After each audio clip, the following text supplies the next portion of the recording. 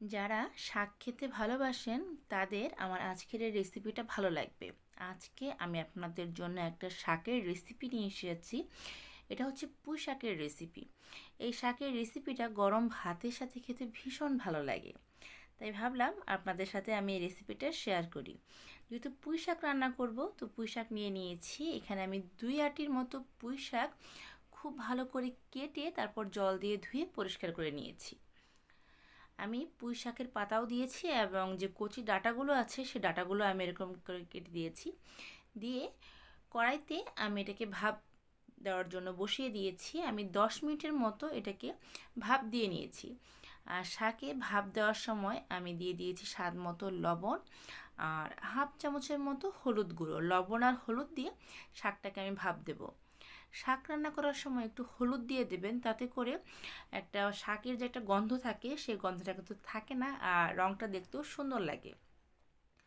আমি এখানে কিন্তু শাকটা সিদ্ধ করার সময় কোনো প্রকারের জল অ্যাড করিনি। শাকটা ধুয়ে যে জলটা দিয়েছিলাম তার থেকে কিন্তু প্রচুর জল উঠেছে। আর লবণ আর হলুদ দিয়ে শাকটাকে সিদ্ধ করে আমরা শাকটাকে নামিয়ে নিয়েছি। এদিকে কড়াইতে দিয়ে দিয়েছি 1 কাপের মতো সাদা তেল আর 3-4টার মতো শুকনো মরিচ। এই তেলের মধ্যে শুকনো মরিচটা একটু লাল করে ভেজে নেব।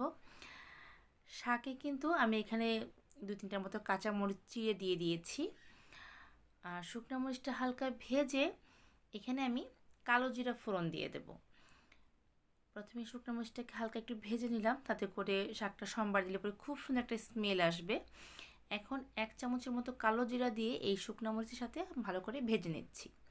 আমার এই রেসিপিগুলো যদি আপনাদের ভালো লেগে থাকে তাহলে আমার চ্যানেলটা সাবস্ক্রাইব করে পাশে থাকা যে বেল আইকনটা আছে সেটা বাজিয়ে দেবেন।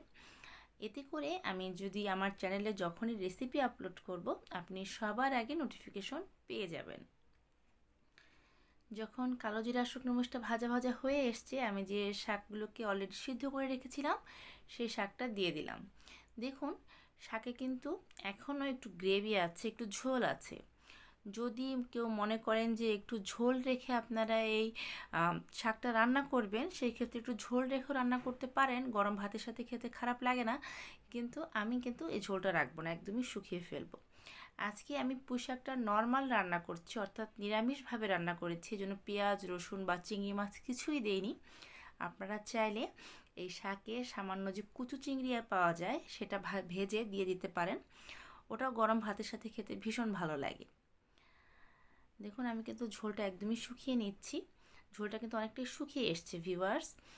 আর নিরামিষভাবে রান্না করার জন্য পেঁয়াজ কুচি দিইনি। আপনারা চাইলে এখানে কিছুটা পেঁয়াজ কুচি অ্যাড করতে পারেন তেলের মধ্যে, সেটাও খেতে ভালো লাগে। এই শাকের রেসিপিটা কিন্তু নর্মাল শাক ভাজি, কিন্তু গরম ভাতের সাথে খেয়ে দেখবেন, আশা করি আপনাদের ভালো লাগবে। হয়ে গেছে আমার পুঁই শাক ভাজি, আমি প্লেটে সার্ভ করে নিয়েছি। আশা করি আজকের এই রেসিপিটা আপনাদের ভালো লেগেছে। আবার ফিরবো একটি নতুন রেসিপি নিয়ে। সেই পর্যন্ত সবাই ভালো থাকবেন।